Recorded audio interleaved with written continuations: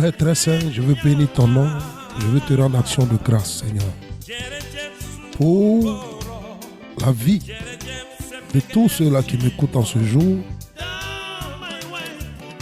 et que toute la Seigneurie, Seigneur, dans les cieux et sur la terre, te revienne au siècle des siècles.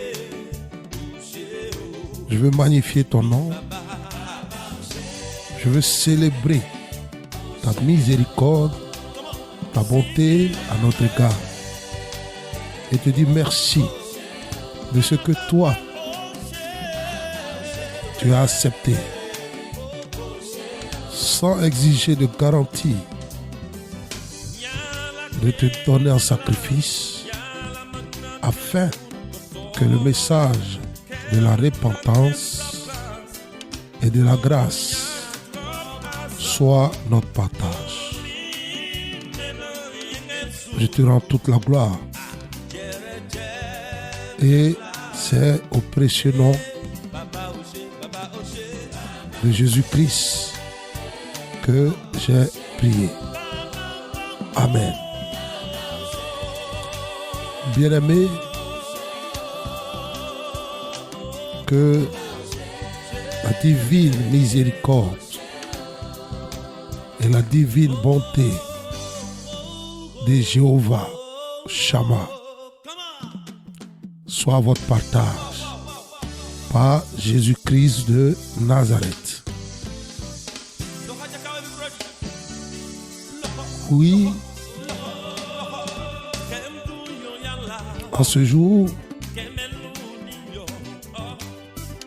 je vous invite, bien-aimés,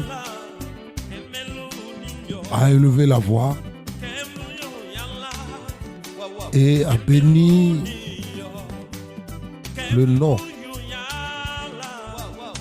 du Dieu Tout-Puissant pour tous ses bienfaits pour nos vies, notre nation, notre famille et tous ceux-là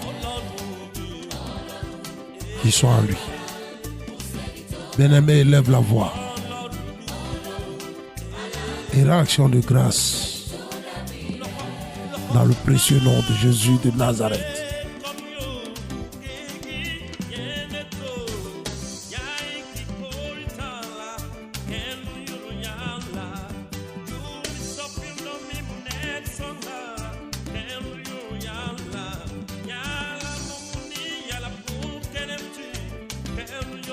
Oui, il nous a tant aimés qu'il n'a pas regardé à sa nature divine. Il s'est choisi un corps et il est descendu afin de nous montrer le chemin, la vérité et la vie. C'est pourquoi, bien-aimé, bénis-le, rends-lui action de grâce.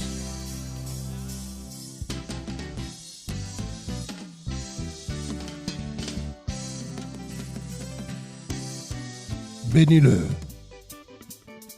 célèbre son saint nom, magnifie-le. La mort n'a pas pu le retenir. Mort, où est ton aiguillon?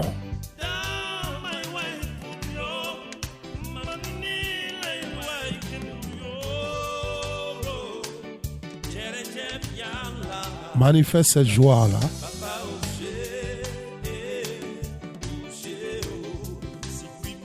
Loue-le. Il est digne de toute adoration et de toute louange. Jésus-Christ est son nom.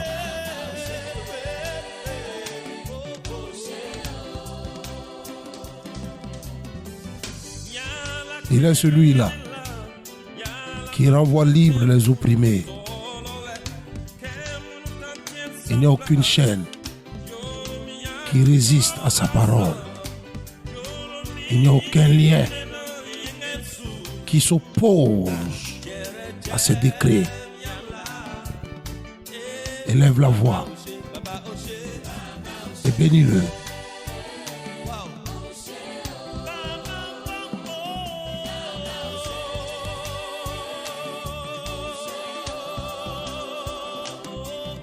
Rends-lui action de grâce.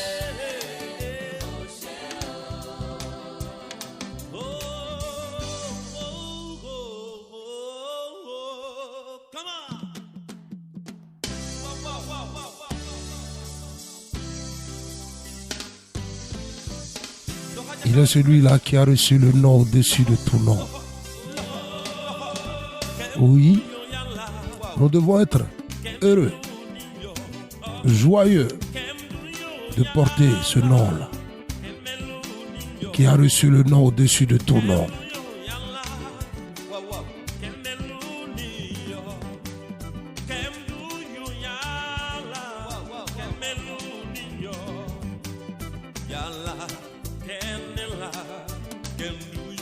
Quel que soit l'état spirituel dans lequel tu te trouves, sache qu'il est fidèle. Il est le Dieu de l'impossible.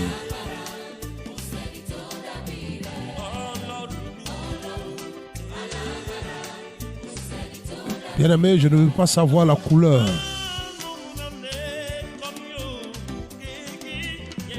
ni la longueur de la corde qui te tient ou des chaînes qui te tiennent.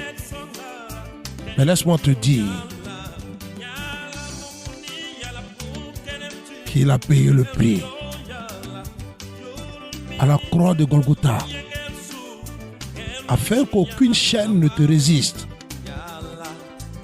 si du moins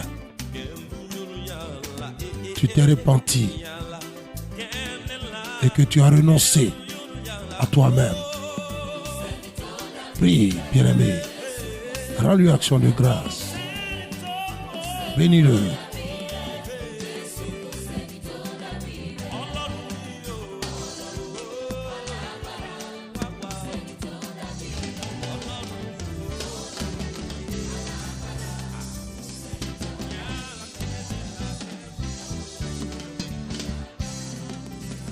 Oui, c'est dans le précieux nom de Jésus-Christ de Nazareth, bien-aimé, que nous avons rendu action de grâce. Bien-aimé, ne te tais pas. Nous continuons. Et je vous invite à rendre action de grâce. Pour la vie de tous ces missionnaires, tous ces gens-là qui ont accepté de renier leur vie, afin que Jésus-Christ prenne le contrôle de toutes choses, pour propager son évangile, pour sauver ces âmes qui sont en lui. Prie, bien-aimé. Prie pour les missionnaires. Prie pour ceux-là qui acceptent d'aller là où toi, tu n'as jamais accepté de partir. Allez, prie. Rends grâce pour eux. Rends grâce pour ceux-là qui ont tout bradé, qui ont renié toutes choses, qui ont accepté de perdre tout privilège pour se retrouver dans des nations sans eau, sans toit, sans nourriture, sans couche. Prie, bénis le Seigneur pour leur vie. Réaction de grâce pour leur vie.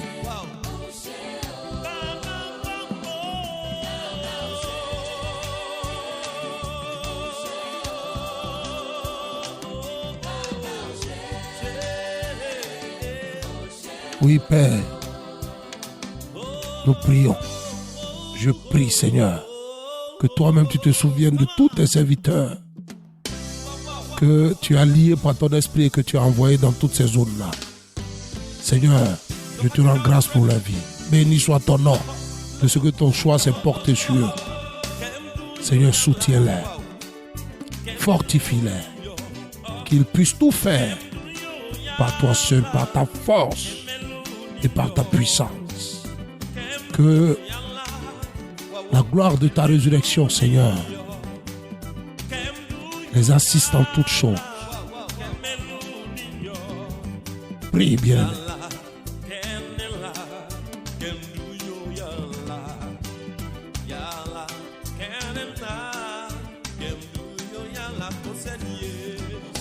Bien-aimé, c'est dans le précieux nom de Jésus que nous avons prié. Bien-aimé, je t'invite à recommander ce moment-là entre les mains du Seigneur. Prie et demande au Seigneur d'ouvrir ton entendement spirituel. Que ton cœur s'ouvre. Il dit, je me tiens à la porte, je frappe. Quiconque ouvre cette porte-là est la porte de ton cœur. C'est pourquoi dit Seigneur, voilà, j'ai ouvert la porte de mon cœur. Je me dispose à écouter ta parole. Que cette parole-là, Seigneur, me visite, me convainc de tout péché. M'éclaire, car ta parole est claire. Prie, bien-aimé, recommande.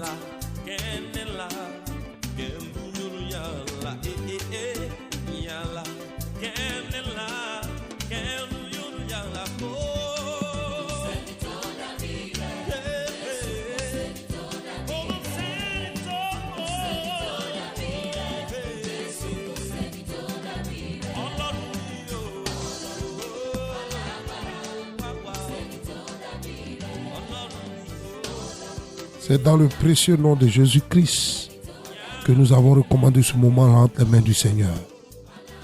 Bien-aimés, nous revenons, nous continuons sur le même thème.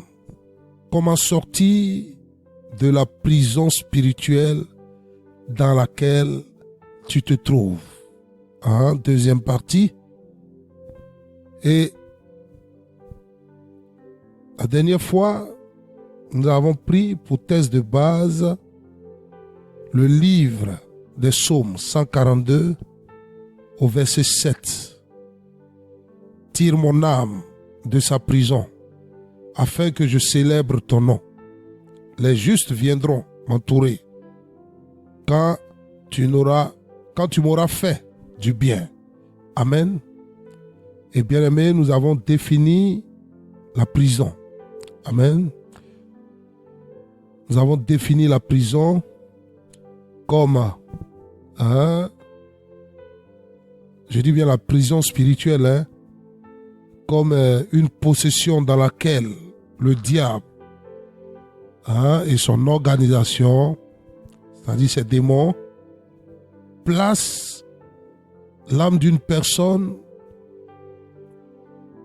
dans le but de l'empêcher d'expérimenter la volonté de Dieu qu'il a préparée d'avance pour la vie de cette âme-là sur cette terre. Amen. Et nous avons pris le livre d'Éphésiens 2 au verset 10. Amen.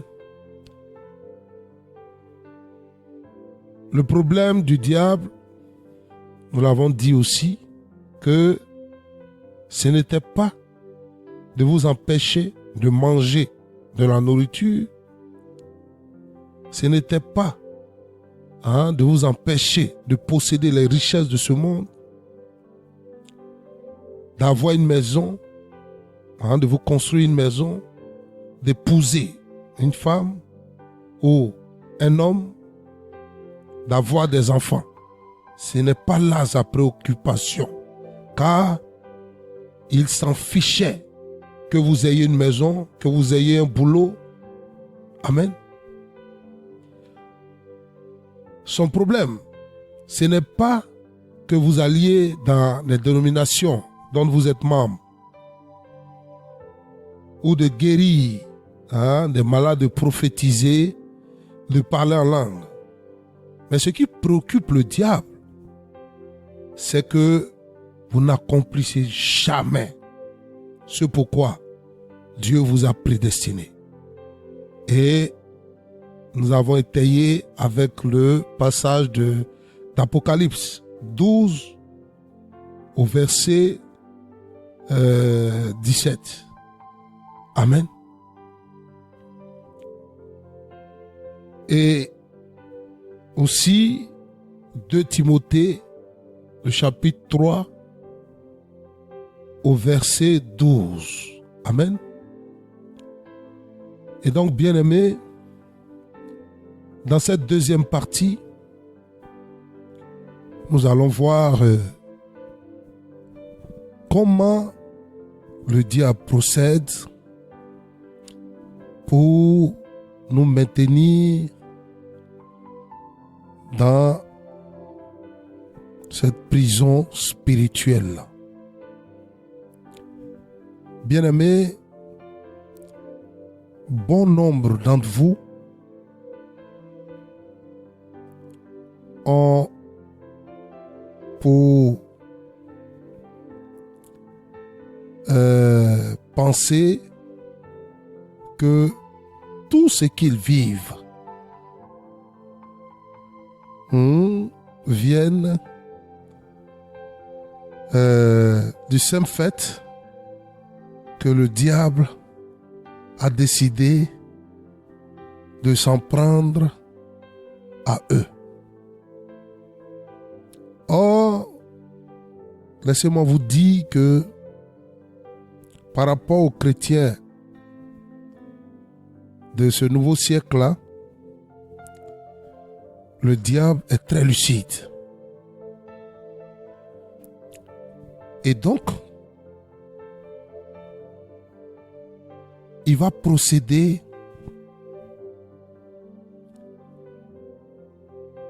à la perdition, c'est-à-dire la captivité de notre âme. Parce que dans les 3 entités que nous sommes, corps, esprit et âme, c'est l'âme qui l'intéresse. Parce qu'il sait qu'une âme pure, une âme justifiée, une âme qui a marché selon les voies du Seigneur sera sauvée. Il sait que l'âme retourne à Dieu, le Créateur, et il convoite cette âme-là. Il va donc s'en prendre à cette âme. C'est pourquoi, bien-aimés, si vous vous souvenez de cette parole du Seigneur,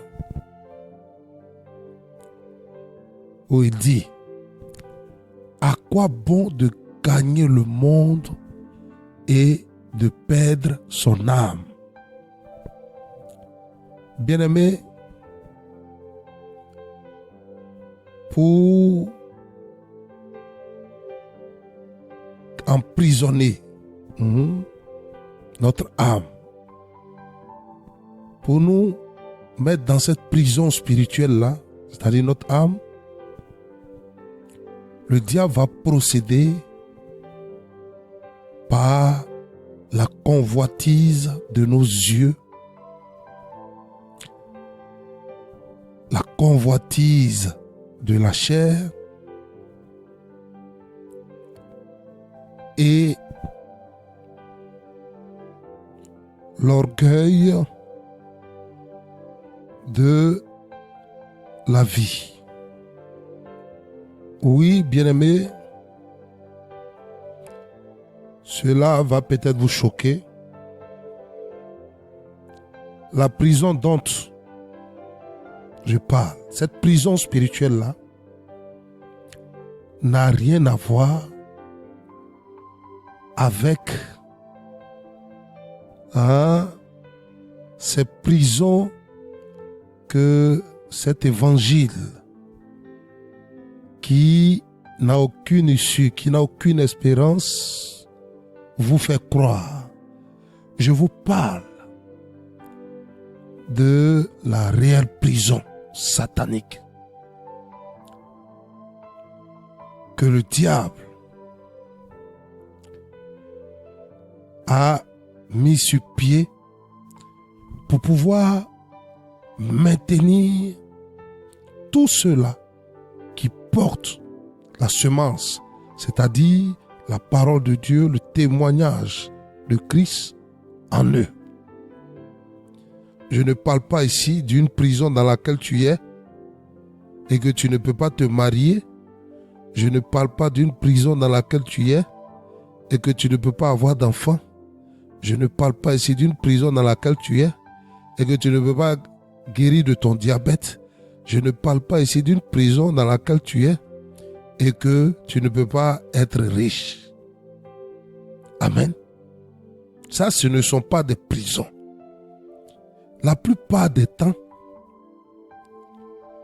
Dieu vous sort d'une prison et vous empruntez la voie d'une autre prison. Amen. Le diable, il y a une seule chose qu'il va utiliser. C'est ta convoitise. Amen. Bien-aimé, je le répète.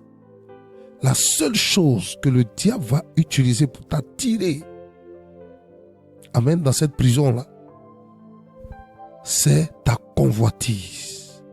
Amen. Et je définis cette convoitise-là, la Bible définit cette convoitise-là en 3 sortes.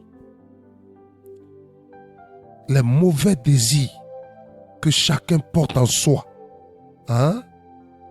L'envie de posséder ce qu'on voit et l'orgueil qui vient de la richesse. Amen. C'est pourquoi, bien-aimé, je voudrais vous inviter à prendre le livre de Jacques 1, le verset 15. Jacques 1, le verset 15. Je lis la parole de Dieu. Et quand on laisse faire ce désir, il donne naissance au péché. Puis, quand le péché a grandi, il donne naissance à la mort. Bien aimé, qu'est-ce que la Bible te dit? La Bible te dit que quand tu laisses faire ces mauvais désirs en toi, amen, quand tu cautionnes les œuvres de ces mauvais désirs-là en toi, cela va faire naître le péché. Cela te conduit dans les ténèbres. En fait, tu es la seule personne responsable de ton emprisonnement, de l'emprisonnement de ton âme. Amen. Les mauvais désirs que tu portes en toi vont faire naître le péché. Et aussitôt, tu vas te retrouver dans les geôles de Satan. L'orgueil qui vient de la richesse, l'orgueil qui vient de la vie. Moi j'ai ceci, moi j'ai cela, moi je vais faire ceci. Il faut que les gens me regardent parce que je suis ceci. C'est ce que le diable va utiliser pour te rendre captif. Amen. Et voici pourquoi j'ai dit que le diable est plus lucide que ceux-là même qui se font appeler enfants de Dieu. Amen. Oui, parce qu'il n'a pas changé de stratégie. Il a commencé avec Ève et Adam. Et c'est la même stratégie qu'il utilise jusqu'au jour d'aujourd'hui. Le diable a un seul instrument, le monde. Amen. Qu'il va utiliser pour attiser tes envies, tes désirs. Amen. C'est par la convoitise que le péché est né dans la vie d'Adam et Ève. Quand vous prenez le livre de la Genèse, chapitre 3, au verset 6, vous voyez que c'est la convoitise des yeux, le désir de vouloir manger ce fruit-là qui a poussé Ève à oublier les instructions de Dieu. Amen. Le diable, il n'utilise rien d'autre que la convoitise. Il est lucide. Il sait que cette âme-là est redoutable contre les enfants de Dieu. Et bon nombre d'entre vous qui sont aujourd'hui détenus dans ces géoles, dans cette prison spirituelle-là, ont été pris par leur convoitise. Ce n'est pas le sorcier qui te fait quoi que ce soit. Ce n'est personne. Amen. C'est toi-même. C'est ta convoitise. C'est ta convoitise qui a ouvert la porte, qui a remis ton âme entre les mains de Satan. Bien-aimé,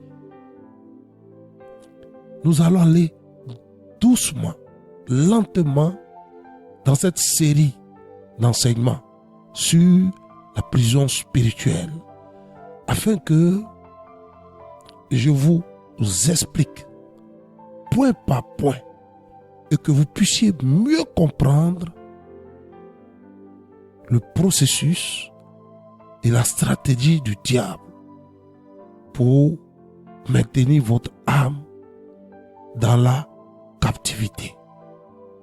Même David, qui invoque Dieu dans le psaume 107, s'est fait prendre par la convoitise de ses yeux. Il a regardé la femme d'un homme et il a convoité dans son cœur. Il a désiré. Voici comment le diable l'a pris. Amen. Votre problème, ce n'est personne. Aujourd'hui, nous constatons que les dénominations, les diseurs de bonne aventure qui se font appeler des hommes de Dieu par-ci, par-là, vous prêchent la convoitise. Amen. Le désir, l'envie de se réaliser, de posséder tout ce qu'on voit. Bien aimé, c'est la convoitise. Amen. Et donc, la convoitise est un péché dont personne ne parle de nos jours. Amen.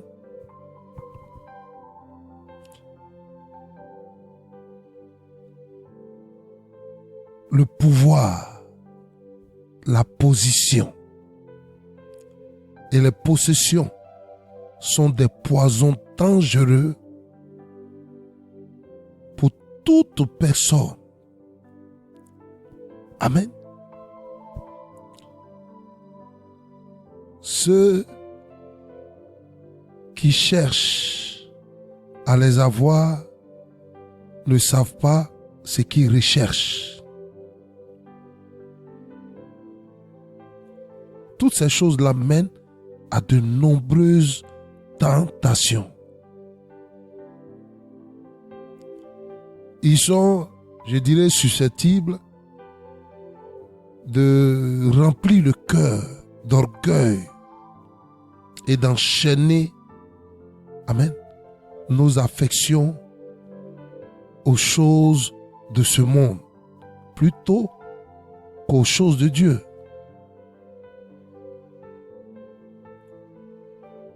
Alléluia.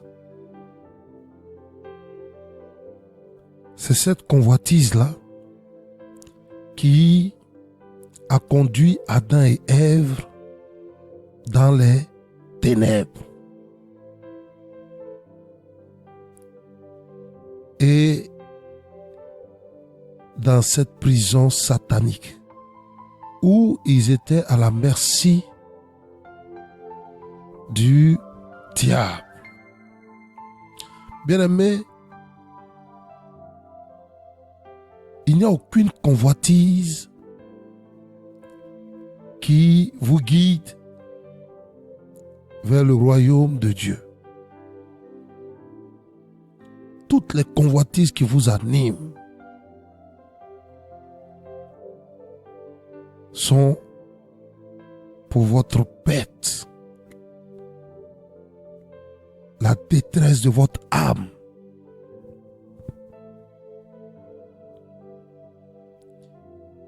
Regardez comment la convoitise a détruit votre vie. Ouais, il n'est même pas difficile à un sorcier de prendre contrôle de votre âme. Il suffit qu'il vous brandisse quelque chose que ce monde-là a conçu pour que vous ayez un désir ardent de posséder cette chose. Et eux, dans leur assemblée, ils ne vont faire qu'une seule chose. À cette chose, ils vont soit attacher une maladie ou un accident ou une dépression. Et vous avez cette soif-là de posséder cette chose. Je vous prends l'exemple d'un homme ou d'une femme.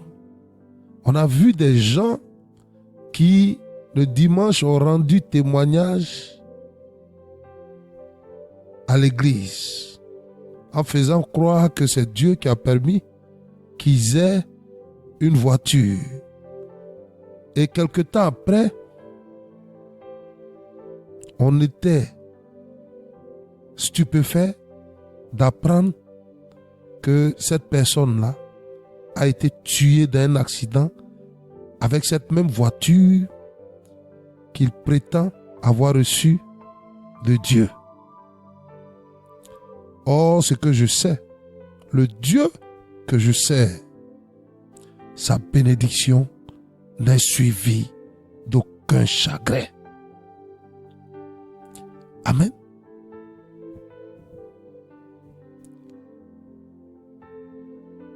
Et quelque temps après, dans cette même assemblée, il y a des révélations d'un certain Saint-Esprit.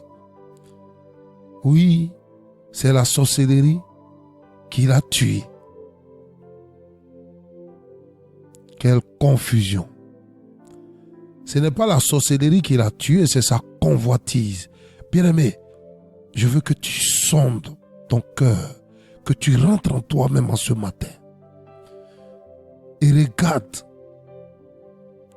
jusqu'à quelle profondeur dans les ténèbres, dans les geôles de Satan, ta convoitise t'a entraîné.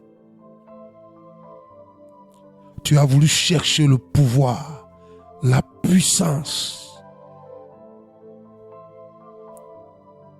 des ambitions démesurées.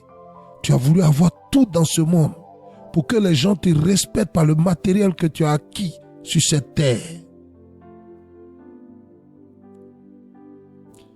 Aujourd'hui, regarde dans la merde dans laquelle tu te trouves.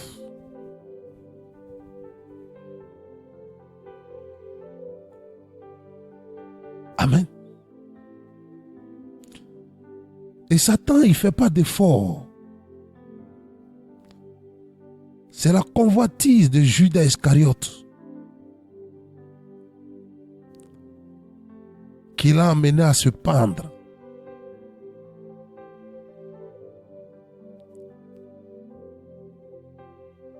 De tout avoir pour soi.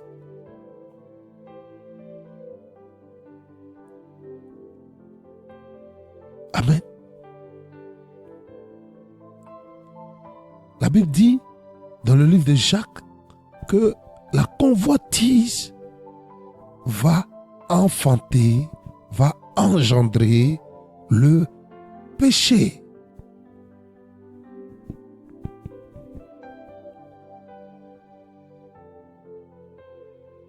Amen. Et le péché, c'est les ténèbres. Et donc, quand le péché est engendré par votre convoitise, aussitôt vous êtes détenu dans une prison spirituelle. Amen.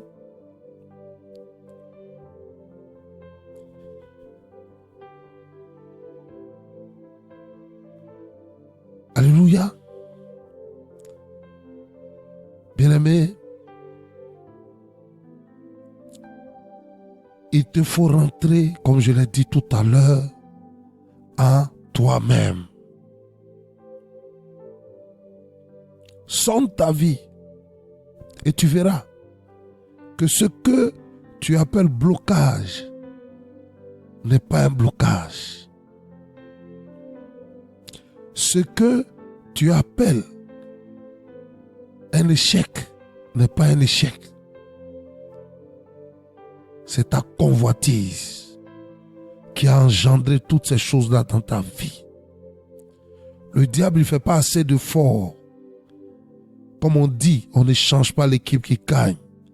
Et dès le commencement, il a utilisé la convoitise et il a vu que la convoitise a pu assujettir l'homme et la femme.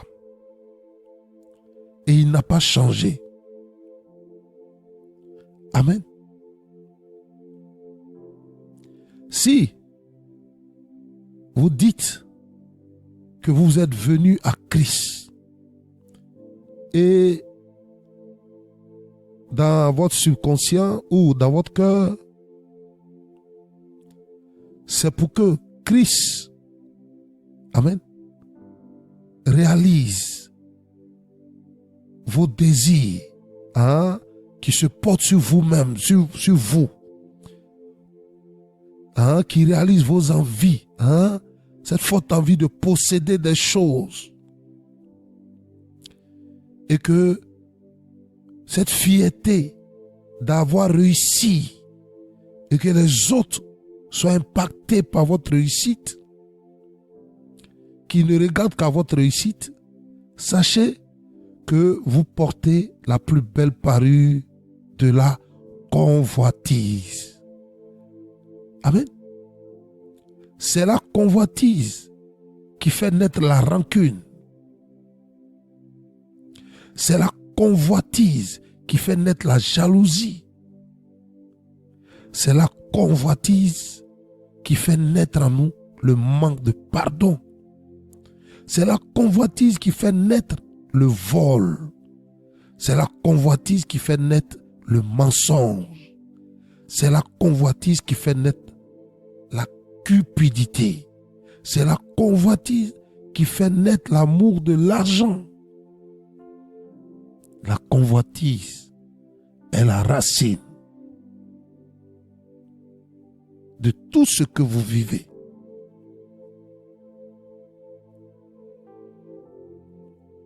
Amen. Dis-moi, Jusqu'à où ta convoitise t'a livré dans cette prison satanique.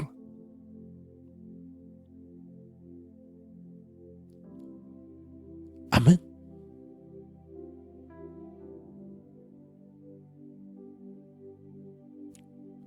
Bien-aimés,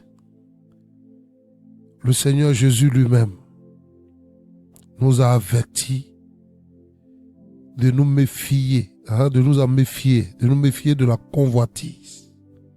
Dans le livre de Luc 12, au verset 15, Jésus-Christ a dit: méfiez-vous et soyez sur vos gardes contre toute forme de cupidité.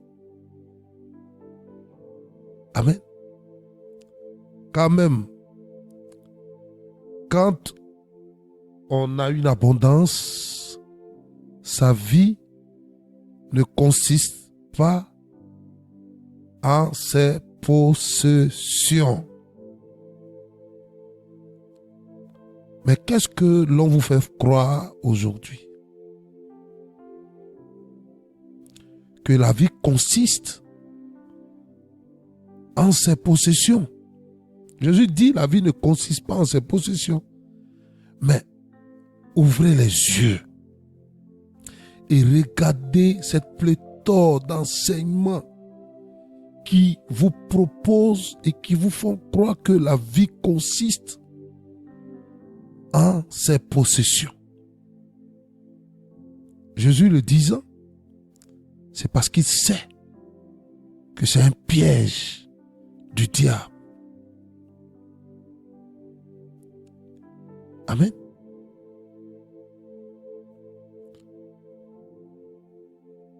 Bien-aimés,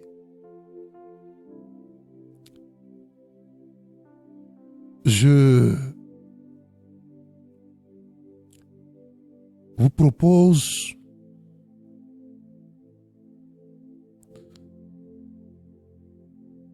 de faire un tant soit peu vous-même, à tête reposée, cette analyse de vous-même. Observez et retrouvez sur quoi est basée votre conversion. Amen. Pourquoi je le dis? Si votre conversion, dès le départ, a été conçue sur la convoitise, je suis au regret de vous apprendre que vous êtes dans une prison.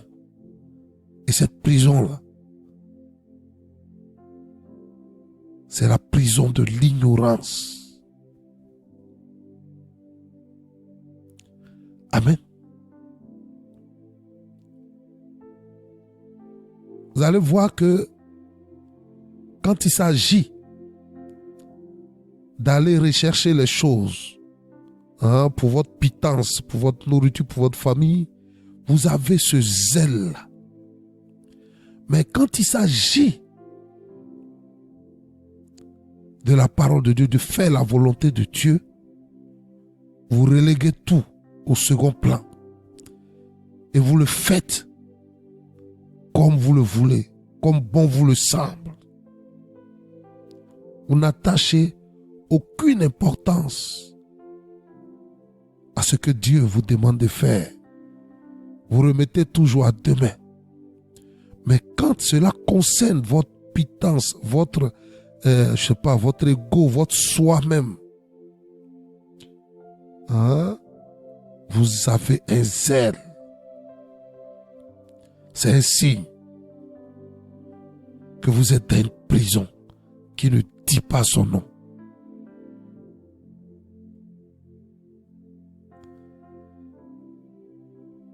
Amen. Et dès que vous mordez à la maison de la convoitise, comme Adam et Ève, vous sortez de la présence de Dieu. Amen. C'est la seule arme. C'est la seule arme que Satan utilise. La convoitise. Croyez-moi et lisez vos Bibles. Il n'a pas changé. C'est la convoitise qu'il a utilisée au départ. Et c'est cette même convoitise-là qu'il utilise. Prenez le livre de Matthieu 4. Regardez, lisez. Quand il tente Jésus-Christ de Nazareth, il essaie d'attiser la convoitise en lui montrant les choses du monde. Amen. Tu veux être appelé pour que le monde entier te connaisse. Ça, c'est un appel de convoitise.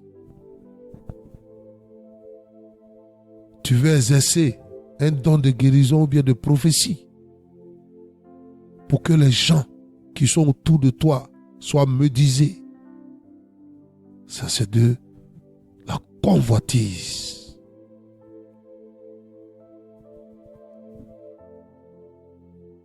Amen.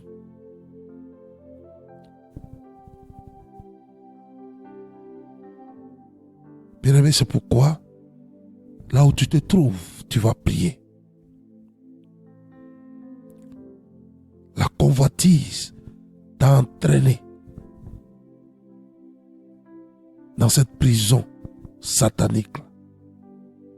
Aujourd'hui, ton âme est étouffée, n'a plus de vie à cause de ta convoitise. Tu as convoité le mariage. Tu t'es marié. Oui, où est passée ta vie de prière? Où est passée ta vie spirituelle? Où est passée ta croissance spirituelle? Où est passée ta communion avec le Seigneur? Si ce n'est que ta convoitise t'a introduit dans les geôles de Satan. Oui, tu cries à tue-tête, Seigneur, fais ceci pour moi, fais cela pour moi, Seigneur, fais ceci. Quel est ce Seigneur là qui l'a fait? Mais aujourd'hui, dis-moi, où est ton obéissance à la parole de Dieu? As-tu répondu à son appel?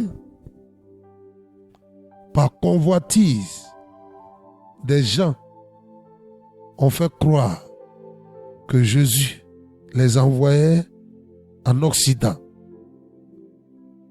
Oui, vous êtes allés. Qu'est-ce qui a changé? Qu'est-ce qui a changé là où vous êtes partis? Tout ça pour la convoitise.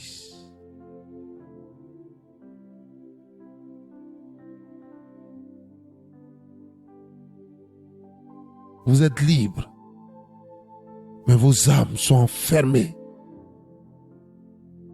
par le diable, comme il a enfermé Adam et Ève dès le commencement. La différence entre la prison physique et la prison spirituelle. La prison physique, vous n'êtes pas libre de vos mouvements. Hein? Vous avez des limites. Et vous devez obéir à des règles dans la prison. Mais la prison spirituelle, il n'y a pas de mur. Vous êtes libre de tout mouvement. Mais votre âme est dans un lieu ténébreux. Vous n'entendez pas la voix du Seigneur.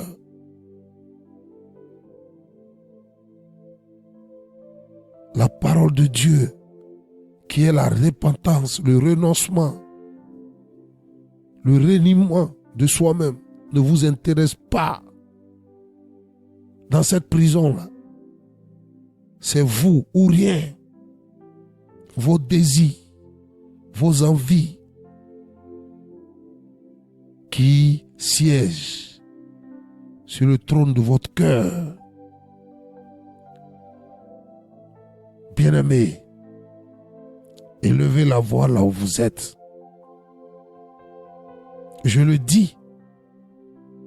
Tu dis que tu as donné ta vie au Seigneur, mais c'est dans la convoitise que tu l'as fait. Tu as convoité quelque chose. C'est pourquoi tu dis que tu as donné ta vie au Seigneur. Mais sache que ce n'est pas à Jésus-Christ que tu as donné ta vie, mais c'est au diable. Et parce que depuis que tu ne vois pas cette chose, tu es tourmenté. Et le doute s'est installé en toi. Tu ne crois même plus en Jésus.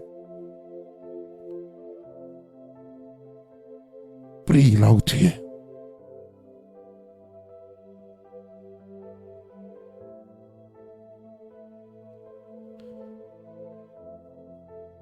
Tu as convoité une nation. Tu avais une envie forte d'aller dans cette nation-là. Et tu as pris le nom du Seigneur en vain. Aujourd'hui, tu es dans cette nation. Qu'est-ce qui a changé dans ta vie? Si ce n'est l'orgueil de ta vie. Mais ton âme est dans la captivité.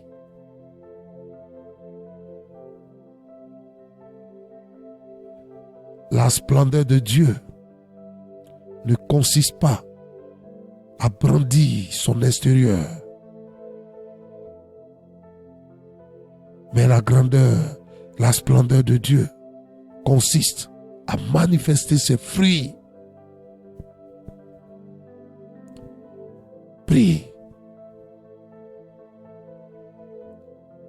Dis Seigneur, je suis envahi par ma convoitise.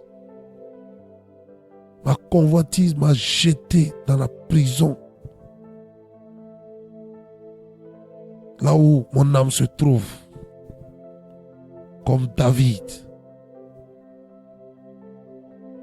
j'ai convoité. J'ai même pris ton nom en vain pour faire croire aux hommes que c'est toi qui m'as donné cette révélation-là. Aujourd'hui, mon âme en souffre terriblement.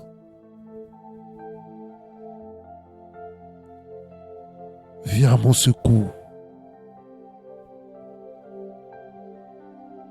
Comme tu l'as fait pour David. Comme tu l'as fait pour Paul.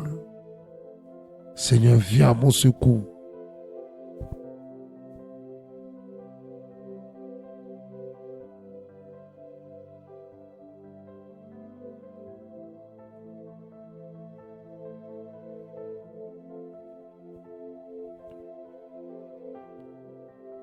Bien-aimé, je ne dirai pas autre chose que parler de la convoitise.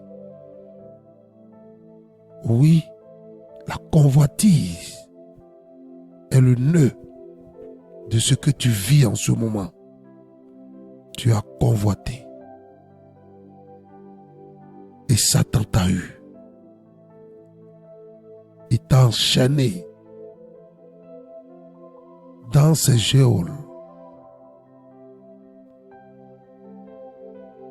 Prie.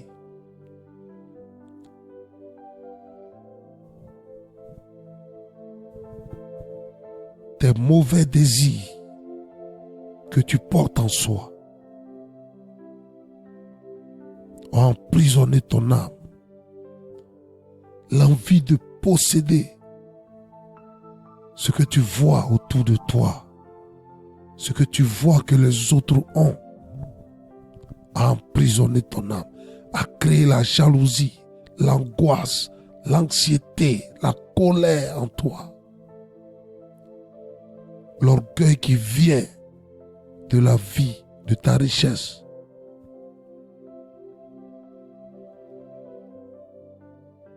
A enlevé la petite crainte qui était en toi Prie.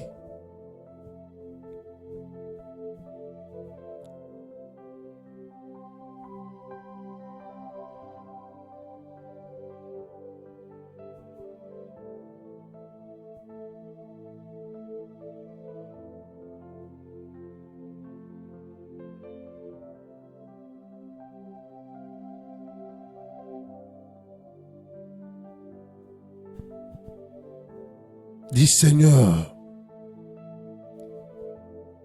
le doute qui s'est installé en moi, c'est à cause de ma convoitise.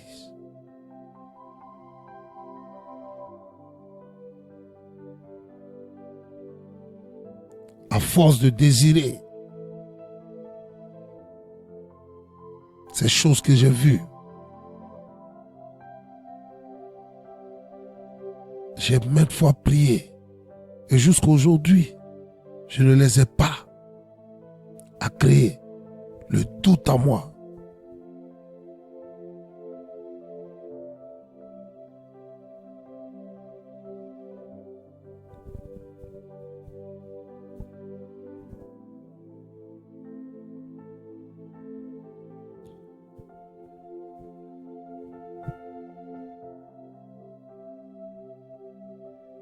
Prie, bien-aimé, prie. Prie. Prie. Ne te tais pas. Prie. La convoitise, ma convoitise a enfanté le péché. Mon désir de posséder a enfanté le péché dans ma vie. Oh Seigneur, je me suis fait prendre dans cette prison spirituelle-là. Mais toi seul peux me secourir.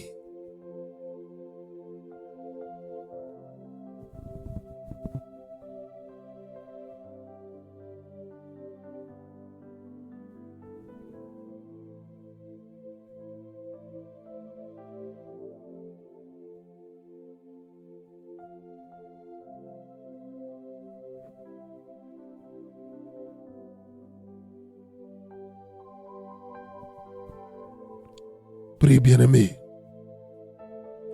Ce n'est pas les démons qui sont à la base de la perdition de ton âme. C'est ta convoitise. La convoitise a voilé ton entendement. La convoitise fait que tu refuses d'écouter le Saint-Esprit. Prie. Dis Saint-Esprit, pardonne-moi à cause de ma convoitise. Je n'ai jamais prêté attention à tes instructions.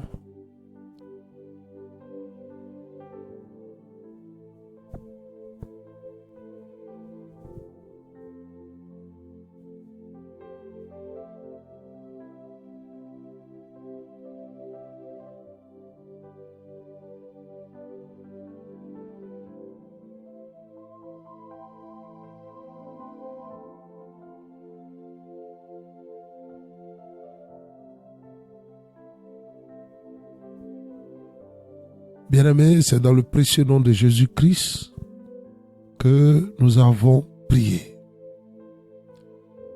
Bien-aimés, ceci était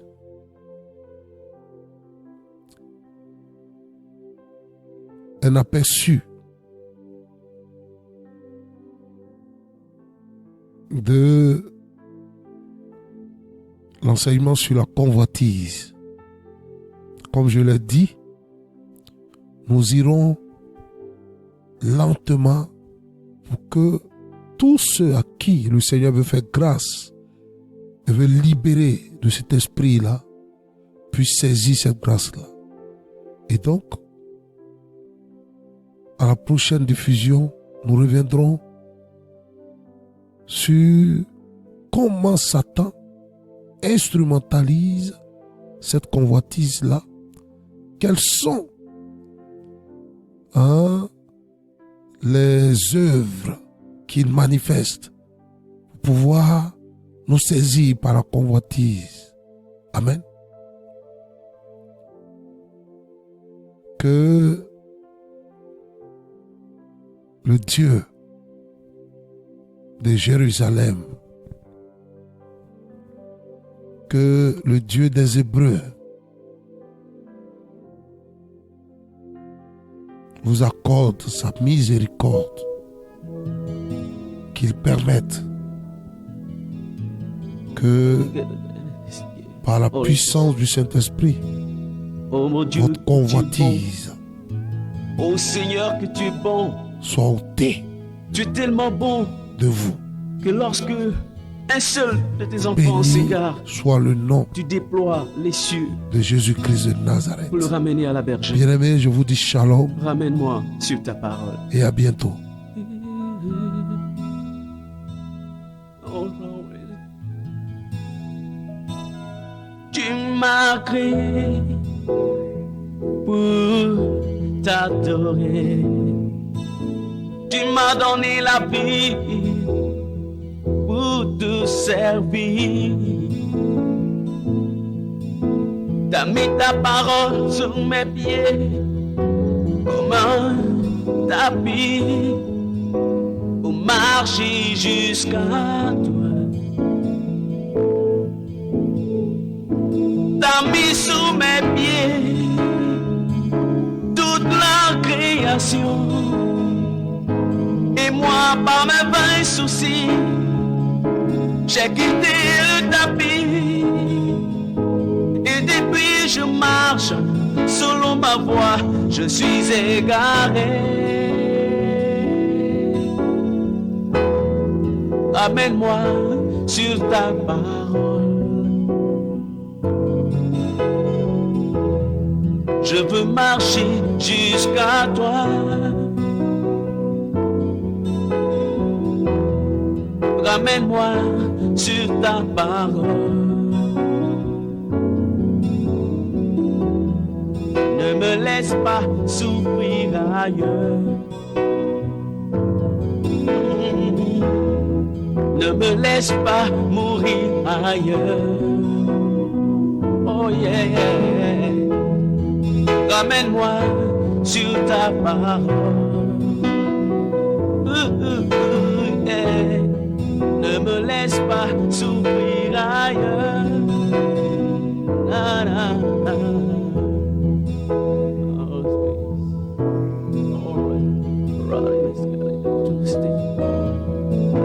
I want to make real sleep. Oh, I want this mercy. Tu m'as créé pour te chanter. Tu m'as donné la vie pour te servir. T'as mis ta parole sous mes pieds comme un tapis pour marcher jusqu'à toi. T'as mis sous mes pieds toute la création. Et moi, par mes vains soucis, j'ai quitté le tapis. Et depuis je marche selon ma voie, je suis égaré. Ramène-moi sur ta parole. Je veux marcher jusqu'à toi. Yeah. Ramène-moi sur ta parole. Ne me laisse pas mourir ailleurs. Ramène-moi sur ta voie. Je veux marcher jusqu'à toi, Seigneur. Yeah, yeah. Je veux marcher jusqu'à ton Saint-Trône. Ramène-moi sur ta voie. Ramène-moi sur ta parole.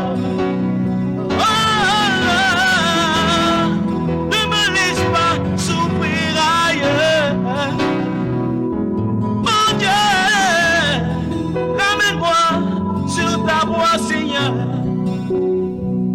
moribund's graceful. Ne me laisse pas mourir ailleurs. Ramène-moi sur ta parole.